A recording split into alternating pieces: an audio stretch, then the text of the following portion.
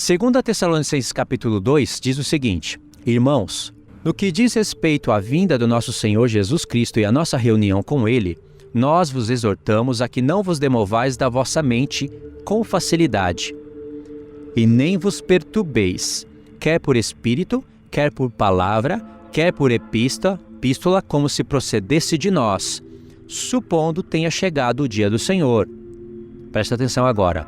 Ninguém, de modo algum, vos engane. Significa aqui que tem pessoas que estarão enganando o povo de Deus, já estavam naquela época, e estarão no futuro enganando o povo de Deus, pessoas, espírito, enganando com palavras e com as próprias cartas de Paulo como se procedesse dele. No sentido de que alguém nessa época aqui poderia escrever uma carta no nome de Paulo. Isso é uma verdade, por isso que ele fala que há uma assinatura dele em todas as cartas. Essa é uma verdade. Mas uma outra verdade é que as pessoas poderiam usar as próprias cartas de Paulo, mas modificar as palavras dele. Por isso que ele fala, ou epístola, como se procedesse de nós. No sentido de que, aqui está a carta de Paulo, mas eu posso modificar as palavras dele e distorcer, como se procedesse essas palavras dele. Então ele deixa claro, ninguém de modo algum, de todas essas maneiras que ele falou, ninguém vos engane. Por quê? Isto não acontecerá sem que primeiro venha a apostasia e seja revelado o homem da iniquidade, o filho da perdição.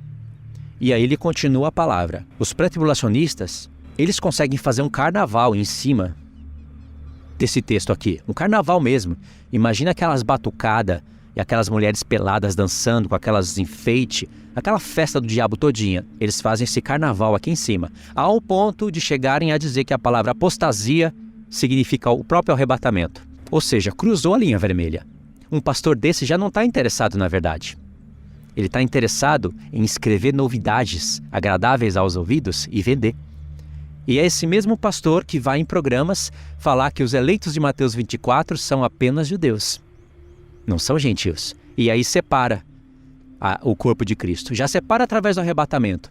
Como se Cristo quisesse pegar uma parte do seu corpo, que é merecedora, para participar das bodas com alegria e músicas, porque qual é o rei que faria um casamento sem alegria e música? Enquanto outra parte do seu corpo sofre o inferno e a própria ira dele na terra. É um rei que celebra as bodas da vitória antes da batalha, porque ainda não aconteceu a batalha, né? É um rei que está celebrando a vitória dos santos, enquanto outros santos estão derramando o seu sangue como libação sobre o sacrifício, dando testemunho dele mesmo, mas ele despeja a ira dele nessas pessoas que não eram dignas de serem arrebatadas e vão ficar sem as bodas. E aí um casamento no céu e um terrorismo na terra em cima do seu próprio corpo. Esse é o rei dos pré-tribulacionistas. Esse não é o rei Senhor Jesus. Esse é o rei inventado pela besta da terra, que modificam as palavras do Senhor. E aqui, o que o apóstolo Paulo está dizendo nesse texto? Talvez você não pegou o que eu estou querendo dizer aqui. O apóstolo Paulo falou assim: ninguém de modo algum vos engane, e engano é pecado, e todo pecado tem consequência. Aí porque ele diz, porque isto não acontecerá antes que venha a apostasia e seja revelado o homem do pecado. A mensagem está clara. O apóstolo Paulo está falando que a nossa reunião com ele, como ele falou no início da mensagem, o arrebatamento, a vinda do Senhor Jesus, a nossa reunião com ele não acontecerá antes que se manifeste o homem do pecado e venha a apostasia. Ao contrário, né? Vem a apostasia e se manifeste o homem do pecado.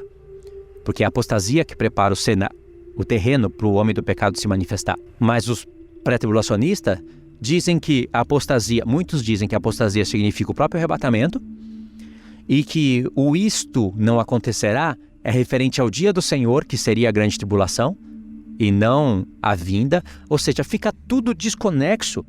E fica um apóstolo Paulo muito ruim de didaquê. Porque quando ele pode falar claramente as coisas, ele não fala. O dia do Senhor é grande tribulação, então ele não fala grande tribulação e fala dia do Senhor. Sabe, muitas coisas aqui o apóstolo Paulo poderia explicar claramente. Já que era a linha pré que estava na mente dele, a mensagem que os próprios pré-tribulacionistas falam era que o apóstolo Paulo tinha que escrever de maneira clara. Mas como o apóstolo Paulo não disse isso, então eles modificam as palavras do apóstolo Paulo e por isso eles isolam a carta como se essa carta começasse no capítulo 2. Mas essa carta não começa no 2, começa no 1. E no capítulo 1, o apóstolo Paulo deixa bem claro, mas bem claro mesmo, que a igreja estará presente na grande tribulação. Então, qual é o ponto aqui? Ainda que alguém discorde e diga assim, não concordo com isso que você está falando. Eu prefiro acreditar que o Senhor Jesus vai arrebatar a esposa dele a qualquer momento, porque, aliás, a ira de Deus não pode cair nos filhos de Deus, já caiu em Jesus. É Jesus que tem que sofrer, não nós. Eu não estou disposto a sofrer pelo Senhor Jesus. A ira já caiu nele. E a ira do pai caiu sobre o filho por causa da gente. Agora, quando é ao contrário, se a ira de Deus tiver que cair em nós por causa do filho, não. A ira de Deus caia no filho por causa de nós. Mas cair em nós por causa do filho, não. Tá vendo? Ainda que a proposta de Deus fosse essa, os próprios filhos de Deus rejeitam isso. Eles falam, Jesus estava disposto a sofrer por mim, a ira do pai, mas eu não estou disposto a sofrer por ele, a ira do pai. Essa é a esposa que quer ser arrebatada. Agora, olha onde está o coração. As pessoas esperam Jesus a qualquer momento, porque se é a qualquer momento, poderia ter sido ontem, pode ser hoje, como pode ser amanhã. E deixa eu fazer uma pergunta. Será que você não tem um membro da sua família que precisa ser salvo? Só porque você crê, então é a qualquer momento? Pode ser agora? Você nem sabe se você seria salvo se fosse agora. Talvez você poderia falar, não, se fosse agora eu seria salvo. Essa semana eu estou no jejum, eu estou numa santificação tremenda. E ano passado? E ano que vem, você estará assim? A pessoa nem para pensar que tem familiares que precisam ser salvos e ela está com essa porcaria dessa mensagem. Seria irracional, seria falta de amor. Já é um desprezo ao próprio Senhor Jesus falar que não está disposto a sofrer a ira de Deus, se precisasse sofrer, né? Porque ninguém vai sofrer a ira de Deus. A própria ira, que são os cálices da ira dele, isso não vai cair sobre os santos. Deus vai permitir que algum judeu sofra consequências da ira dele. Sofra a ira de maneira parcial, por causa do pecado deles. Isso é uma verdade que tem base nas Escrituras, mas a própria ira de Deus cai sobre aqueles que têm a marca da besta, e que tem a marca da besta não será salvo. Então até a palavra ira e a mensagem que tem dentro dessa palavra, ela é totalmente ofuscada pela linha pré. Para pastores pré-tribulacionistas, a ira de Deus é só a grande tribulação. Mas na palavra de Deus, a ira de Deus acontece todos os dias. Todos os dias Deus está irado. Ponto 1, né? Ponto 2. A ira de Deus, ela é derramada de maneira severa em tempos determinados. Ponto 2. Por exemplo, Deus derramou a sua ira no próprio santuário, lá no tempo de Nabucodonosor. E Jeremias fala disso, Ezequiel fala disso. E como aquele tempo seria uma figura para o tempo futuro, o Senhor, naquele contexto, começa a falar da vinda dele, da segunda. Começa a usar aquele contexto como uma maquete, como uma figura para as coisas que virão. A ira de Deus também será derramada no tempo do fim. Ponto 1, a ira de Deus acontece todos os dias. Ponto 2, ela é derramada em tempos específicos. Ponto 3, a ira de Deus estará presente na grande tribulação. Ou Deus não estará irado no tempo da grande tribulação. Os seus servos estarão morrendo, dando testemunho por ele, e ele não vai estar irado? Os olhos dele estão como chamas de fogo para quê? Mostra o zelo, mostra ali a testemunha, como se fossem duas testemunhas do Senhor. Ele quer vingança por causa da morte dos seus santos. Então, ele estará irado na grande tribulação, que é o ponto 3. Ponto 4, a ira dele vai se finalizar no lago de fogo. Sabia? Claro que tem que passar pelo julgamento, no tribunal. Mas o lago de fogo é para demonstrar a ira dele. E não é só isso, não é só conjugar os momentos de ira. É mostrar que aonde tem ira tem justiça. E aonde tem justiça tem amor. Porque é por amor aos santos, aqueles que sofreram pela verdade, que existe o lago de fogo. Então, tudo isso não interessa para a linha pré. Por que não interessa?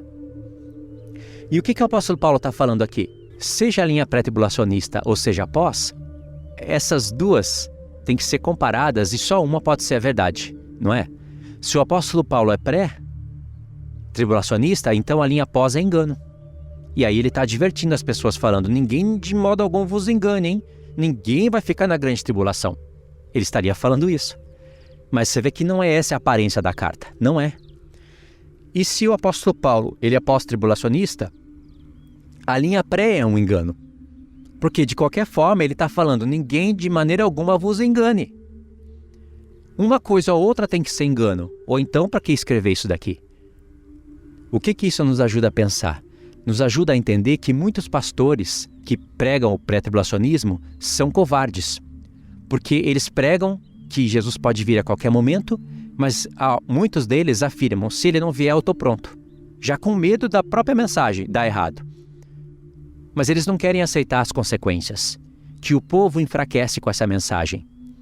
Que eles estão ensinando ao povo a pensar assim, Jesus Cristo sofreu a ira do Pai por mim, mas eu não vou sofrer a ira do Pai por Jesus Cristo, se precisasse sofrer. Eles estão colocando na mente das pessoas o seguinte, a igreja é digna de ser arrebatada na frente dos profetas. Porque quando você para pensar no efeito pré-tribulacionista, para ele acontecer de maneira coerente, a igreja tem que ser arrebatada antes da ressurreição dos profetas. Eles colocam isso, esse tipo de justiça na mente dos filhos de Deus. É justo eu ser arrebatado na frente de muitos, porque aliás eu estava santo. É justo eu fazer bodas no céu com músicas e louvores, enquanto meus irmãos sofrem na terra, eles não estavam prontos. Enquanto eles derramam o sangue pelo Senhor Jesus, enquanto eles sofrem a ira de Deus, é justo. Só falta falar bem feito, não é? Só falta falar isso. É justo eu estar em lugares altos, contemplando o horror e o terror que Deus me livrou. Eles vão ficar sem bodas. É corpo de Cristo, são meus irmãos, mas é justo. Aliás, eles não podem dizer que vão estar no céu e não vão olhar para a terra nesse momento. Ou o Senhor Jesus vai pôr uma venda, um pano branco e fala, nem olha lá para a terra que o negócio vai ficar feio, viu? Se alegrem aqui e celebrem.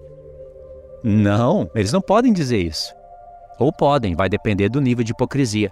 Aí eles vão dizer, é justo. O Salmo 91 é fato que está falando do tempo da grande tribulação e livramento. Se o Salmo 91 é pré-tribulacionista, então, como diz o Salmo 91, o Senhor falando, os teus olhos virão e você não vai sofrer nada. Porque 1000 cairão à tua direita, 10.000 à tua esquerda, e tu não serás atingido. Aspas, porque tu estarás no céu. Ou seja, vai ver, vai contemplar. Então ninguém pode negar essa mensagem, certo? E ninguém pode falar, poxa, que horrível, hein? Quanta gente morrendo pelo Senhor. Ninguém pode falar, nossa, isso é injusto. Não, tem que falar, é justo. Tudo isso foi colocado, está sendo colocado na mente desse povo, que dorme, e muitos vão dormir sem azeite por isso. Quanta falta de amor, quanta falta de zelo. E acha que isso não vai ter um preço? O preço disso vai ser a calvície. O Senhor disse, haverá calva em muitas cabeças. No lugar de perfume vai ter odor, cheiro mau.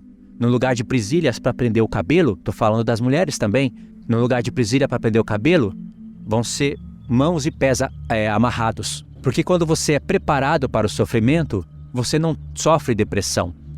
Você sofre com alegria. Se tiver que sofrer, porque nem todos morrerão. Mas quando você é pego de surpresa, a sua vida desaba. Quando essas pessoas olharem e ver que o que foi falado para elas a vida toda foi uma mentira e que agora elas não sabem nem o que fazer, em questão de algumas semanas ou dias, uma depressão tão grande virá sobre a vida dessas pessoas. Elas não foram preparadas. É como mandar alguém para uma batalha sem as proteções. Qual é o general que manda o povo para a batalha sem toda a armadura de Deus? E para que ter toda a armadura se não vai ter batalha? Uma pessoa sem saber usar a espada, sem ter o capacete da salvação, o escudo da fé, couraça da justiça, essa pessoa vai morrer em batalha. E a linha pré-tribulacionista vai mandar um monte de soldados para a batalha, despreparados. A linha pós não faz isso. Por mais que muitos não conheçam as 2 casas de Israel, as 7 festas, ou questões mais profundas do tempo da grande tribulação, ou a mensagem do deserto, a linha pós-tribulacionista não manda pessoas despreparadas para a grande tribulação. Sabia disso? Então, só pelo fato de você ser um pós-tribulacionista sem conhecer todas essas questões profundas, essas outras, você já vai estar preparado. Não quer dizer que por isso você não vai sofrer, ou por isso você vai ser um vencedor. Não quer dizer, mas já é um caminho andado. Você já está mais fortalecido. Como Paulo disse em 1 Coríntios 14, se a trombeta der som incerto, quem se preparará para a batalha? Se essa batalha não tem nada a ver com a grande tribulação, que batalha é essa? São as batalhas da vida? O próprio contexto mostra que não é. 1 Coríntios 14, há uma trombeta que prepara o povo para a batalha. 1 Coríntios 15, versos 50 em diante, há uma última trombeta que tira o povo dessa batalha. Você tem aí uma primeira e uma última, não tem? Entre essa primeira e essa última, tem 5 trombetas, porque a primeira mais 5 são 6 e a última é a 7ª. E é na 7ª trombeta que o Senhor Jesus está conquistando todos os reinos da terra. Você vê o apóstolo Paulo trazendo o ministério das trombetas para os coríntios. Você sabia que trombeta que prepara o povo para a batalha, essa linguagem dele, está vindo de Números 10? Em Números 10, Deus pediu 2 trombetas de prata, 2. Não é uma e nem foram 3, 2.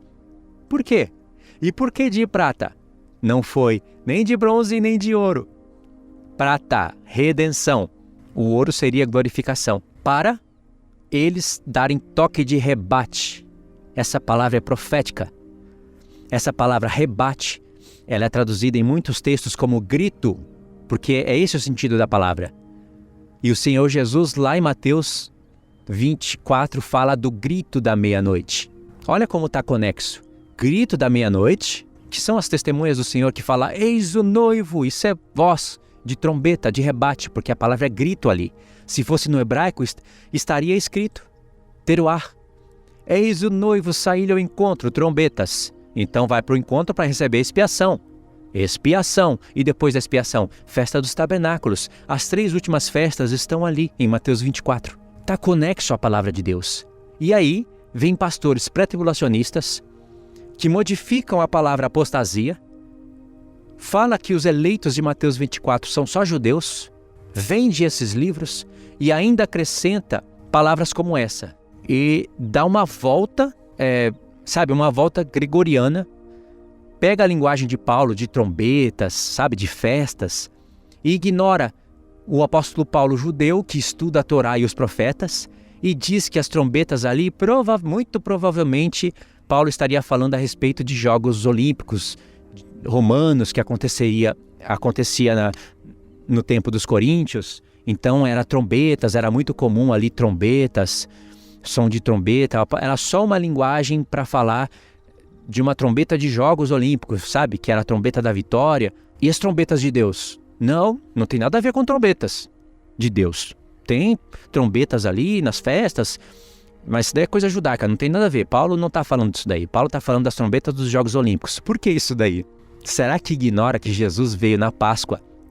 Ele morreu como asmos, ressuscitou nas primícias, enviou o Pentecoste, enviou o Espírito Santo no Pentecoste, 4 festas. E faltam as outras 3, que são trombetas, expiação e tabernáculos. E não é à toa que no livro do Apocalipse tem 7 trombetas. E a última é onde o Senhor Jesus está tomando posse de todos os reinos da terra. Ali que o Senhor Jesus está tomando posse, porque é só quando toca a última que está escrito, passaste a reinar, todos os reinos do mundo vieram a ser seu, e passaste a reinar. Como que um rei iria estar celebrando a vitória antes de tomar posse dos reinos do mundo? E se ele não tomou posse dos reinos do mundo antes da 7ª trombeta, significa que os reinos do mundo estavam reinando e fazendo mal aos seus santos. Vocês entenderam que essa mensagem, da maneira como ela foi tomando rumo e como ela é pregada hoje, ela está tomando uma característica de besta da terra? De mensagem de besta da terra? Vai chegar um momento em que o sono vai ser tão grande e que a corrupção vai estar evoluindo de maneira tão grande que essas mesmas pessoas, falando de Cristo, vão querer que as pessoas adorem o sistema. Porque a besta, a imagem da besta é o sistema. Olha só, Apocalipse, capítulo 19. Olha o que diz. Vamos ler do 1 ao 10. Já para finalizar. Depois destas coisas, já começa assim. Aqui eu anotei 5 pontos. Deixa eu destacar, porque a leitura vai ter mais valor assim. Depois dessas coisas, é um ponto importante nessa leitura. Ponto 2. Julgou a grande meretriz. Ponto 3. Vingou o sangue dos santos. Ponto 4. Passou a reinar. Ponto 5. Chegou às bodas. Olha a sequência. Isso daqui está em sequência. Anota essas 5 expressões dentro do Apocalipse 19 e você vai ver claramente o erro da linha pré. Apocalipse 19. Depois dessas coisas... Que coisas? No Apocalipse 18, o Senhor mostrou a grande meretriz sendo julgada. Ouvi no céu uma grande voz de numerosa multidão dizendo: Aleluia! A salvação e a glória e o poder são do nosso Deus. Porquanto verdadeiros e justos são seus juízos, pois julgou a grande meretriz, que corrompia a terra com as suas prostituições, e das mãos dela vingou o sangue dos seus servos. Olha que expressão valiosa. Segunda vez disseram, Aleluia, e a fumaça sobe pelos séculos dos séculos. Os 24 anciãos e os 4 seres viventes prostraram-se e adoraram a Deus, que se acha sentado no trono, dizendo, Amém, Aleluia. Saiu uma voz do trono, exclamando, Dai louvores ao nosso Deus, todos os seus servos e os que temeis, pequenos e grandes.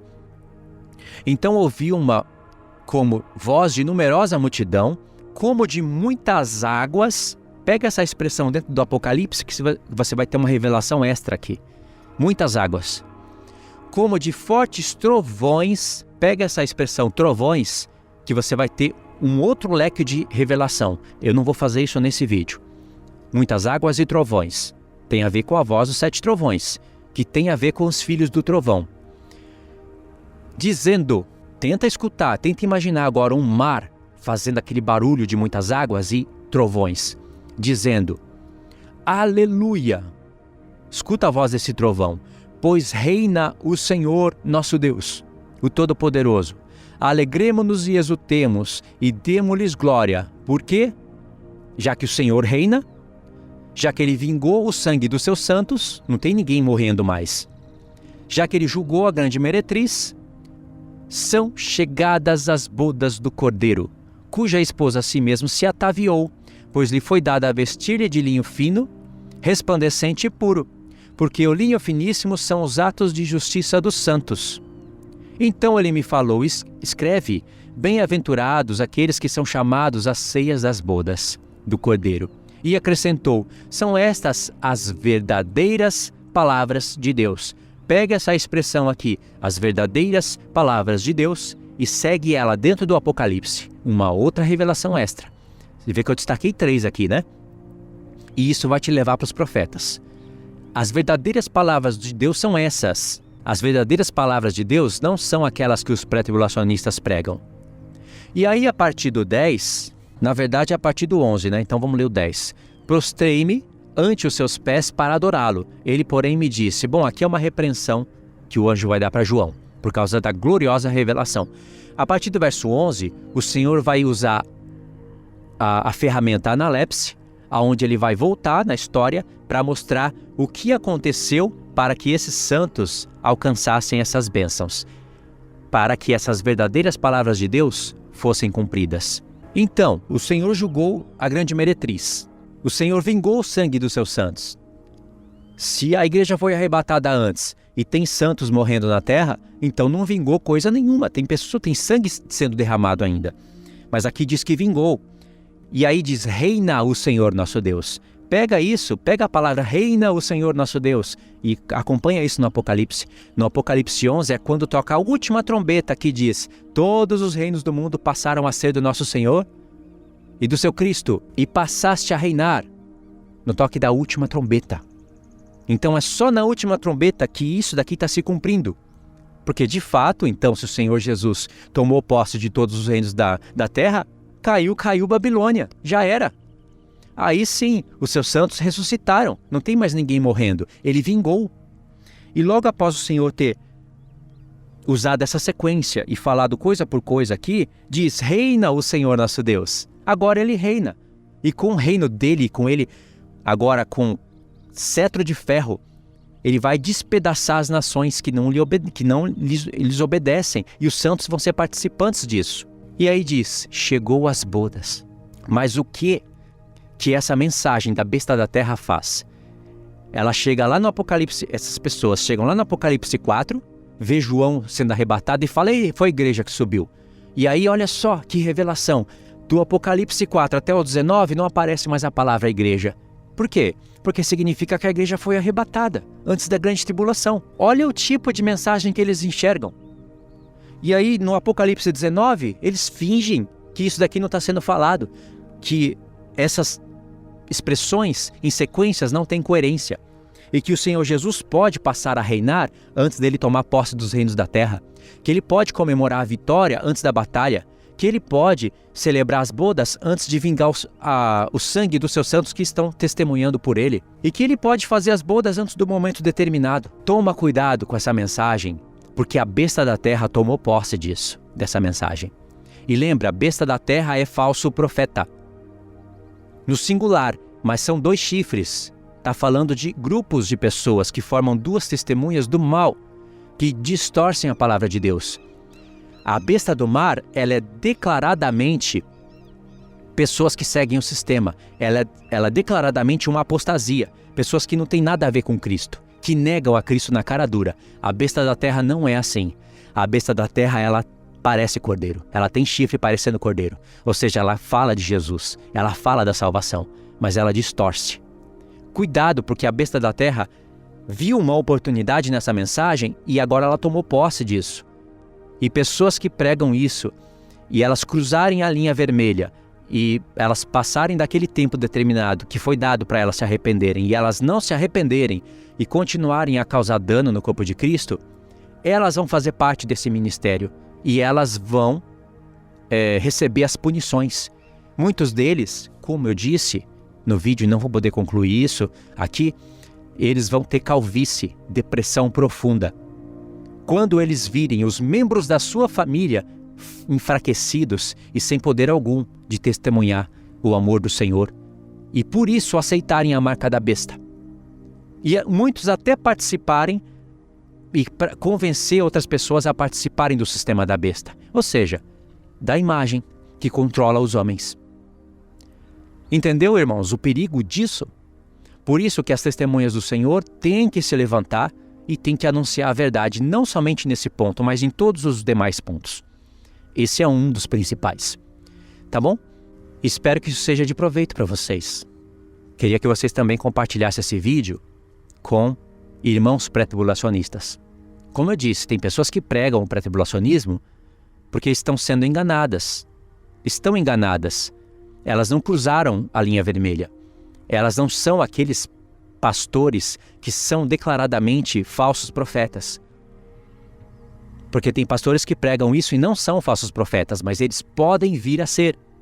Eles podem se tornar.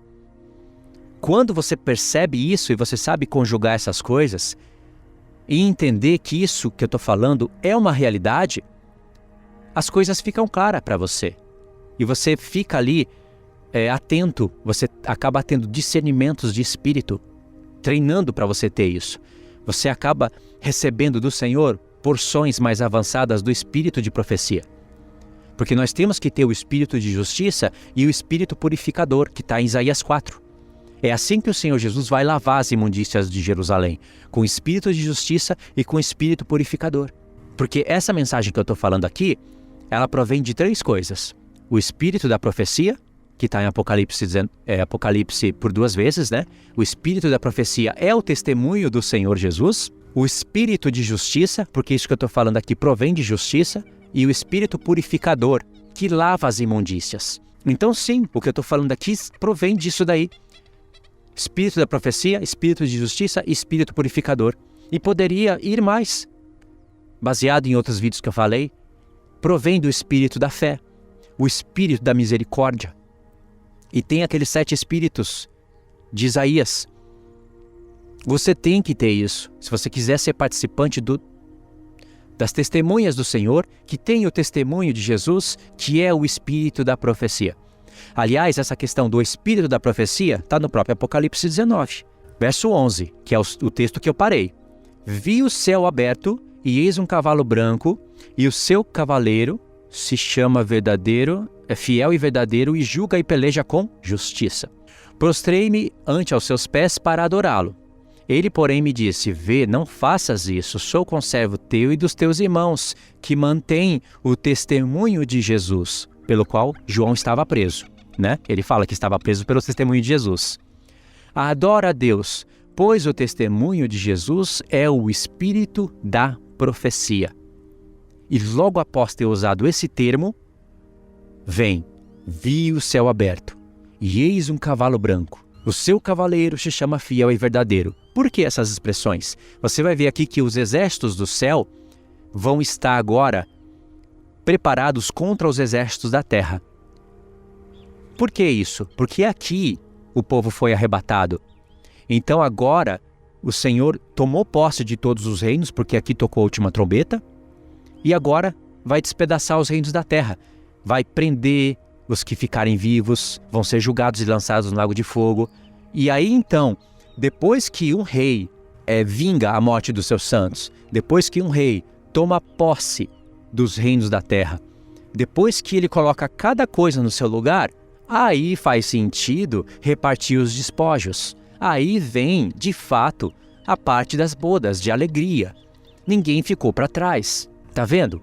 Isso se chama espírito da profecia, tá? Deixa os comentários, compartilha o vídeo, vai no meu canal, tem as playlists do arrebatamento. Algumas eu destaco nos meus comentários fixos. E não se esqueça, leia o meu comentário fixo, porque ali eu acrescento detalhes. Coloco os textos, faço um resumo, acrescento coisas, ou eu corrijo alguma coisa.